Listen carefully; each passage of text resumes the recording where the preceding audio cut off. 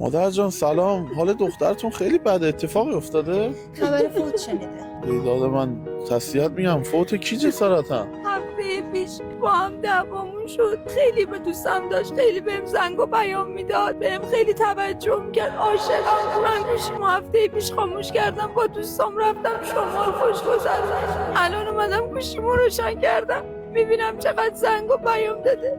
اینم آخرین پیامشه. زندگی بدون تو معنی نداره. من خودم رو خلاص کردم برای همیشه.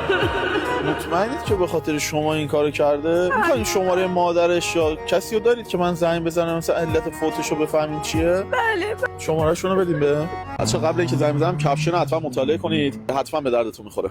مادر جان سلام، خوبین؟ سلامت. من دوست حسین آقا هستم. دیروز خبر بهم دادن که به رحمت خدا رفته، درسته مادر؟ بله مادر، به رحمت خدا رفته. علت فوتش چی بوده مادر؟ یه دختره از خدا بی‌خبر من این عاشق خودش کرد، این از زندگی خودش پایونه نبیرم.